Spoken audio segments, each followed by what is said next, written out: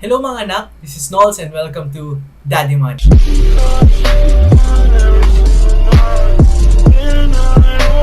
Dito sa Daddy Money, pag-usapan natin ang iyong buhay pinansyal. Ano ba yung mga bagay na dapat mong malaman, matutunan at tandaan para maabot mo ang iyong financial success? Sabi nga ni Kuya Rendon, simple word. Hindi mo alam yung simple word na yun, yung pala ang magbabago ng buhay mo. Last time, pinag-usapan natin ang cash flow. Kung di nyo pa napapanood, bakit? Anywho, today mga anak, ang pag-uusapan natin ay cash flow. O diba? Nabasa ko yung script mo, Daddy Money. Excuse me po! Sino po kayo? Asan yung batang maliit na yung kausap ko dito lagi? Wala. Lumabas, no? Binilin lang niya sa akin to. Anyway, no? Ako nga pala si Papa Pera. But you can call me Papa P in short. Papa P. Napaka-original po I deserved an explanation. Anyway, kung last time, no, or last episode pinag-usapan natin kung paano ka mag-i-increase ng income by ways, no, or yung 5 tips of managing your expenses. Today, pag-uusapan naman natin how will you increase your income. Power! So technically, may dalawang klase ng income. Number 1 is yung active income and number 2 is yung passive income. Power! So ano nga ba ang active income? Ayon sa Google, active income refers to the income received from performing a service and includes wages, tips, salaries, commission, and income from businesses in which there is material participation. Sa madaling salita, ito yung income na ibinabayad sa iyo in exchange for service rendered or effort given, tulad na lang ng pagtatrabaho. Oo nga, naaalala ko, no? Nung sinisimulan ko pa lang yung negosyo ko, no? Siyempre, tatrabahuhin mo yun. And na-realize ko, active income pala yun. Ikaw ba, Daddy Money? Ano bang masasuggest mo na active income? Magandang tanong yan, Papa P, no? Actually, maraming klase ng active income. Number 1 is work. Siyempre, alam naman natin na ang work is nandyan yan, di ba? Alam naman natin yan ever since na nung bata tayo. Sinasabihan na tayo ng mga magulang natin na, pagka-graduate mo, pagtanda mo, di ba? Find a job, find a good job, and all of those things. Kasi I believe that work is one of the easiest, ways of earning money, di ba? You exchange yung time mo for a certain company to do a certain service, and of course, at the end of the day, at the end of the month, you'll receive yung sweldo mo or yung salary. So that is one way of active income, yung work. Wala kang pera, tumigil ka na. Trabaho ka! Next is yung side hustles, freelancing, or part-time. Sabi nga sa isang quote, work 9 to 5 p.m. What you do after 5 p.m. will determine your financial success. Ako, I always believe in managing your time. Ilang oras tayo nag-work sa isang araw? Let's say 8 to 5. After that one, syempre meron kang time to sleep, di ba? So that's at least 8 hours. So 7 to 8 hours would do. That would give you around another 7 to 8 hours for your free time or yung mga bagay na pwedeng gawin. Isipin mo, kahit kalahati lang nun, let's say spend 4 hours a day, doing the things that can help you be successful in a certain area. Like for example, kung ngayon yung pinag-uusapan natin is more on finances, gusto mong matuto, gusto mong mag-improve yung finances mo, then use that extra 4 hours to learn new stuff, to read books, to watch related articles that can help you be informed, and one way or another, after being consistent sa mga ganitong bagay, talagang eventually dadating yung point na matututo ka. Dadating yung point na malalaman mo yung mga bagay na kailangan mo malaman that would result to financial success. Maganda yan, no? Itong idea yan. Oo. Ayan, what else, selling, or online selling. 1.5 yung shipping fee ha kasi may lockdown. Okay lang ha?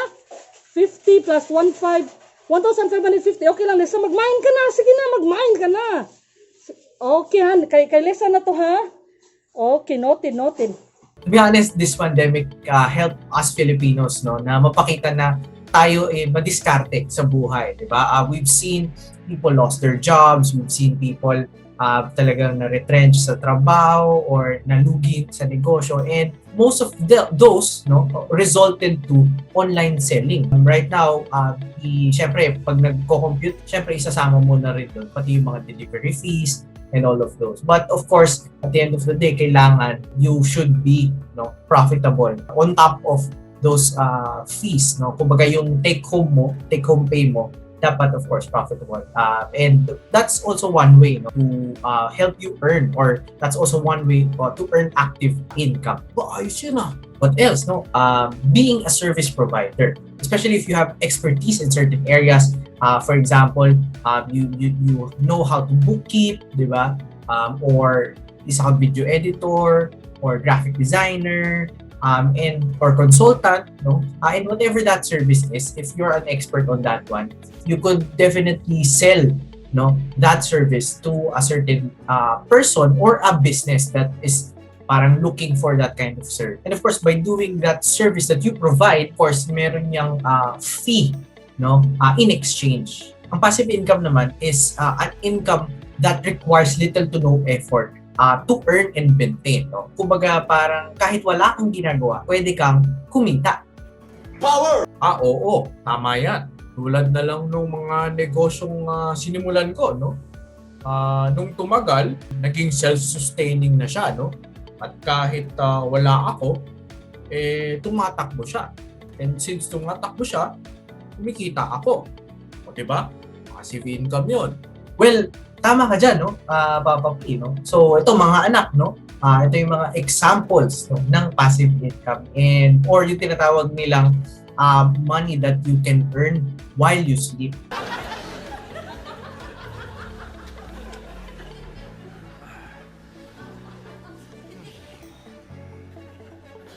Number one, rental income. If you have a property that yun nga, pwede mong iparent, pwedeng bahay yan, or even space, as long as meron kang tenant na magre-rent dun sa property mo, diba? That would give you a fixed amount of income, let's say every month, or depende kung paano kayo, ano yung agreement nyo dun sa tenant mo, But that's also one way, diba? So yung property nandyan lang, you don't have to manage it all the time, probably just minimal management lang ang kailangan, then definitely that is considered passive income.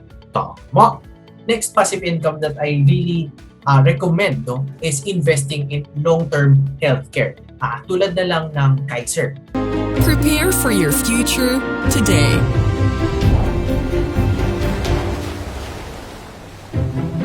Kaiser International Health Group, the first name in healthcare.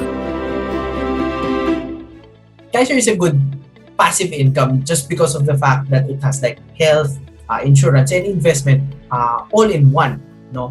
And for me personally, I consider this a passive income just because kumbaga at a certain point, pag nag-mature itong plan sa Kaiser, is that it can give you a certain amount every year. So ako personally, kumuha ako ng Kaiser way back, long time ago.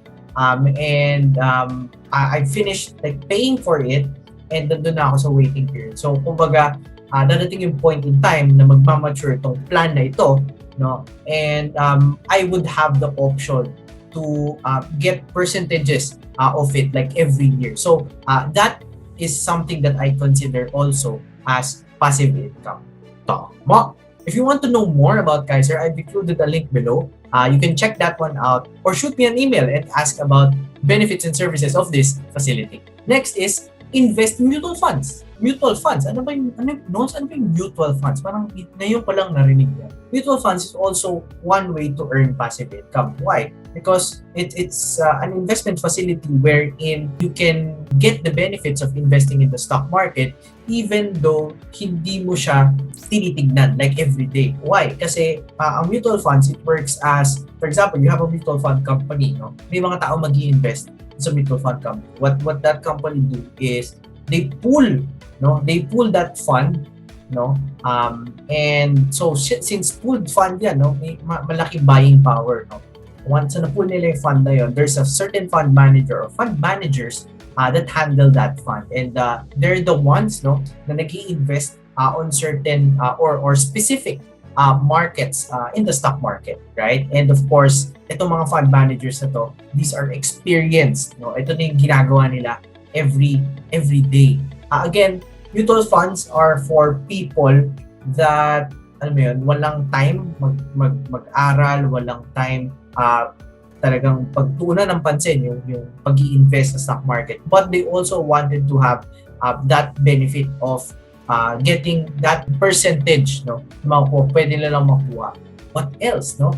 You can invest in volatile markets such as stock market, cryptocurrencies, and foreign exchange. But this is a bit of a warning para sa lahat, no? If you don't have time to study, if you don't have time to know about these kinds of markets, then I suggest that you step back and go for mutual funds or other funds that people will help you manage. Because I've known a lot of people, I've heard a lot of stories wherein talagang sumabak sila sa stock market, sumabak sila sa cryptocurrencies without any background knowledge, and at the end of the day, no, they lost huge amounts of money. When it comes to these kinds of investments, people tend to be emotional sa kanilang investments, no? Pag pataas, yes, masaya sila, no? Pag umaakit yung market, masaya, yes, tama yung investment ko, sige, dagdag pa ako, right? But when the time comes na nagdi-dip yung market, nagda-down yung market, and sobrang parang nalulugi na sila sa investments nila, fear takes place, eh.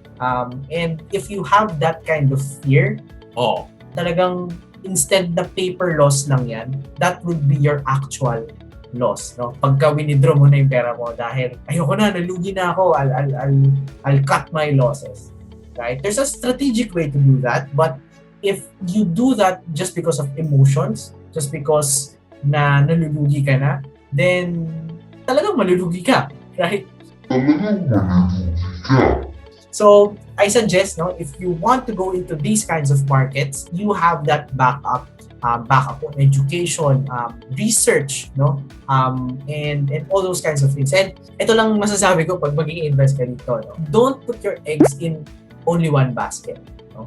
If you invest in these kinds of markets, make sure that this is only part of your investment portfolio, and this is not like 100% of your retirement, di ba? This is not 100% of your savings, no? So it should just be a portion para whatever would happen, no? Whatever would happen to these kinds of markets, meron ka pa ring safety net, no? Hindi ka pa rin masi-zero out, right? So that's the risk that we're trying to manage. And speaking of risk, no, I just wanted to mention this to everyone that in all the kinds of investment, lahat yan may risk, right? Wala pong investment na walang risk. Hindi po totoo yun. Pag may nagsabi sa inyo na, or may nag-offer, no, na investment na walang risk, may nag-offer ng investment na guaranteed, then I assure you, one way or another, scam po yun. Right?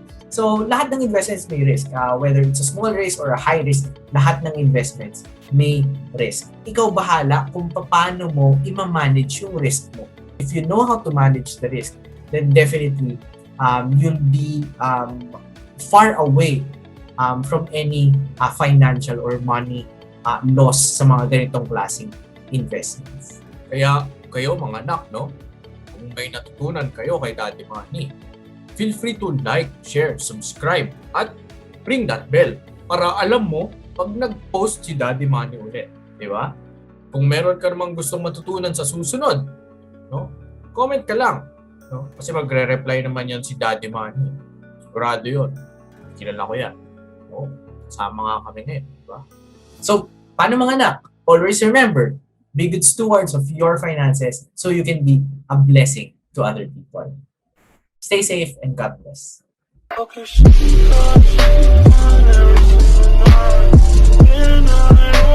Daddy Money, I'm back! Hello? Daddy Money? Hello?